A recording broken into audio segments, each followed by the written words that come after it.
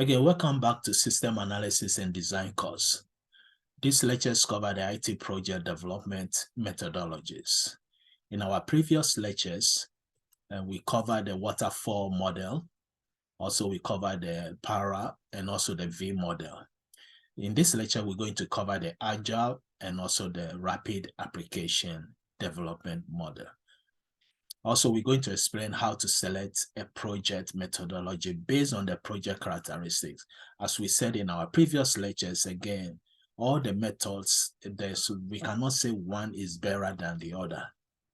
Everything depends on the project characteristics. If, for example, if the stakeholders of the project don't have no time and they need the project as soon as possible to be done, then most likely we're going to use the rapid application development techniques instead of the waterfall model. So again, let's start with the rapid application development.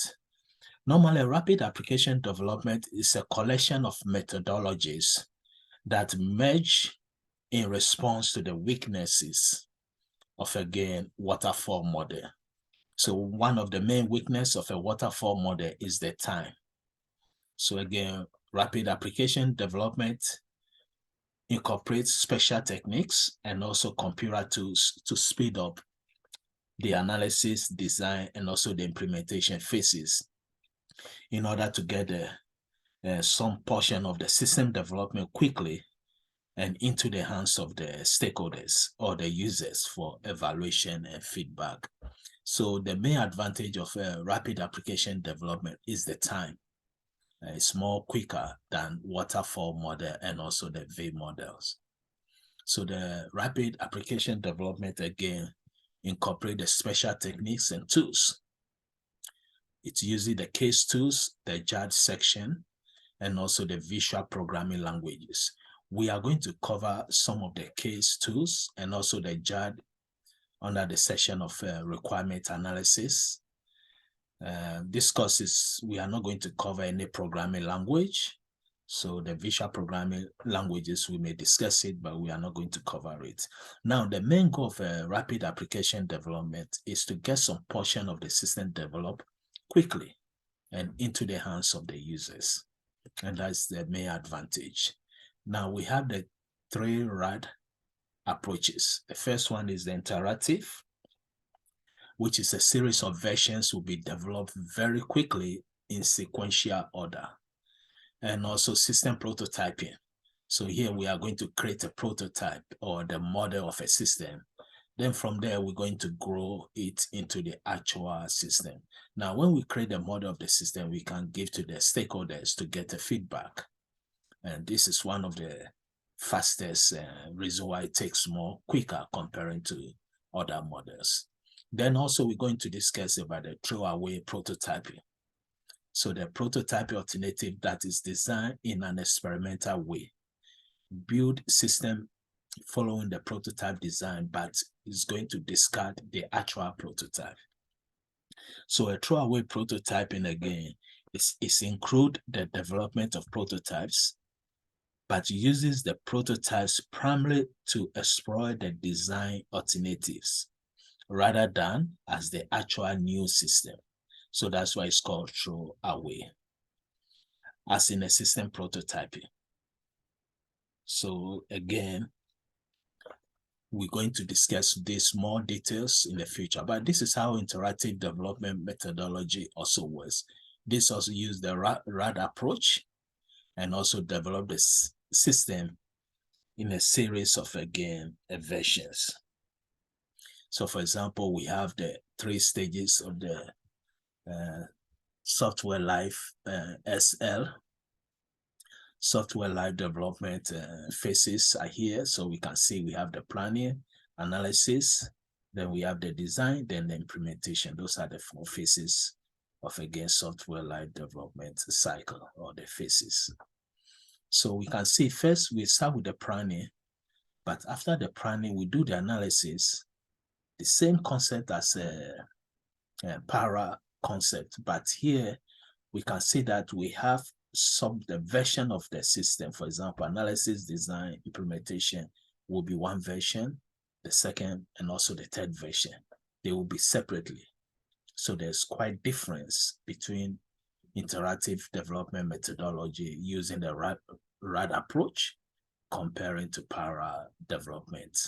In the para development, we start with the planning analysis, then we break the project into a sub-projects or divide it into 2, 3, any amount.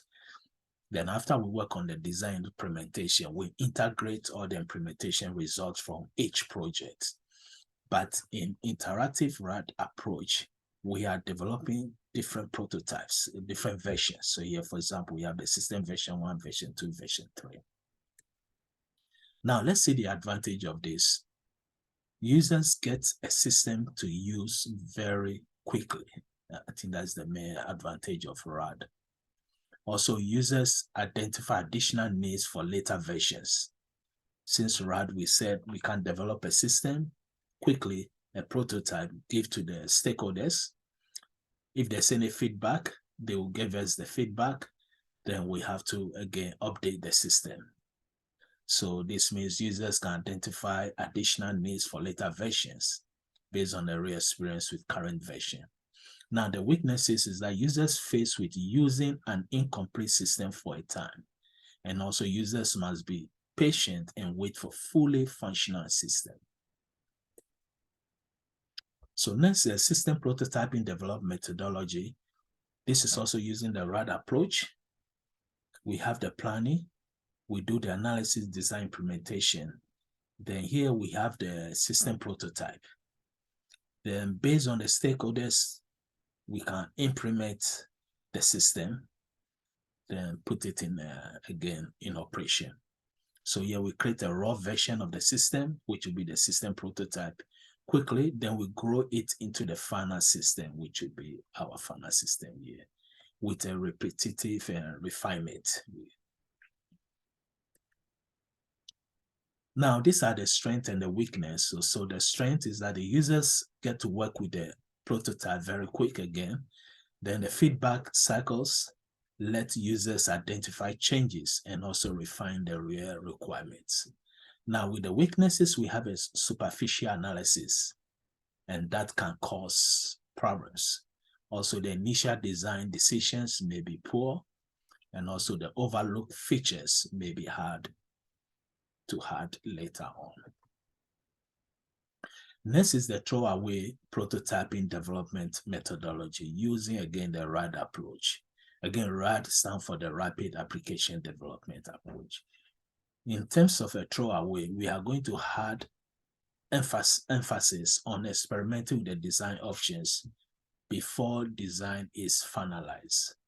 So we design options as throwaway, but we learn from them and it's factored into the final design. So here we have the planning phase, analysis, then we come with the analysis, design, implementation. Now, if the system is not good, again, we go all over again, design, implement, then we have the final system. So as we said earlier, throwaway prototyping normally include the development of prototypes, but uses the prototypes primarily to explore the design alternative rather than as the actual new system. Now, the strength of a throwaway method is that uncertainty is minimized. Since again, we are creating a prototypings, and from creating them, we are learning from it, experiments.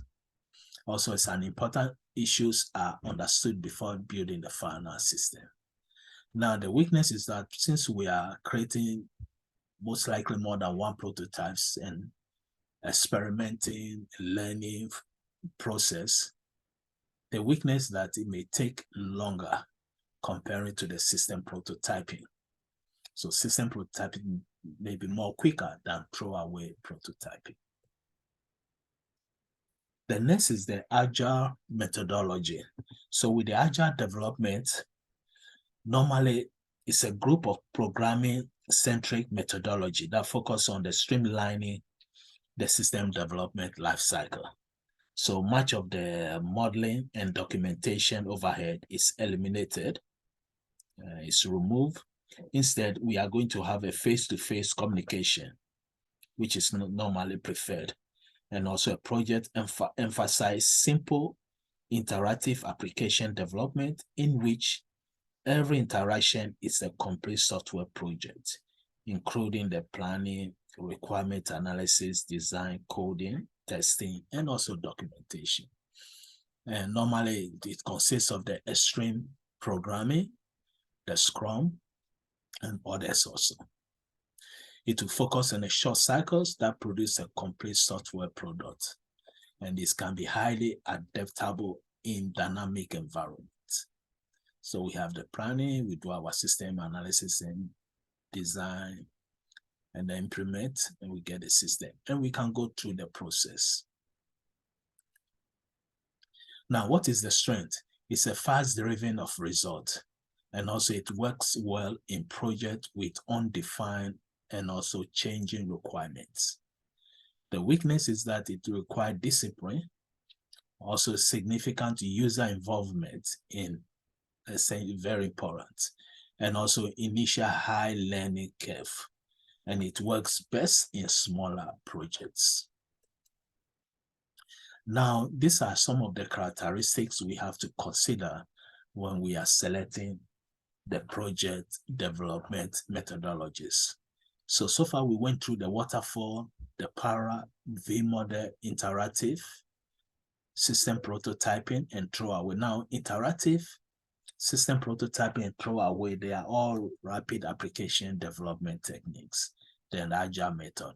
Now, let's look at some of the characteristics of a project. For example, with unclear user requirements. So if the user requirement or specifications, such as the functional requirement or non-functional is unclear, waterfall is not good, it's poor. Para method also is poor, V model is poor, but iterative is good. So we can see that with the rapid application development and agile, this is good. Why rapid is good, or even a throwaway prototyping? Because in all these sections, we are going to create a prototype first. So if there's any mistake or we see any improvement, users can give us feedback. Same thing applies to agile development. We can go through the process over. But we know waterfall, para, V model, we can't. Now, the same thing applies if the technology we are going to use is unfamiliar. Now, in general, if we are going to embark on a project whereby we don't understand the project well, for example, the requirement, the technology is very new, then the best way is using rapid or agile. Actually, agile is not good for the technology. So rapid will be very good. Now, if the system is very complex, we need to take time. So in this case, waterfall, para, V model, they are all good. Iterative is also good. Throwaway prototyping is good because, again, we can create a first prototype. If there's any feedback, we come up, we throw the first one away, we create the second one, etc. Now, if it's reliable, if the system is reliable, then almost all the methods are good, except the system prototyping. There's no need.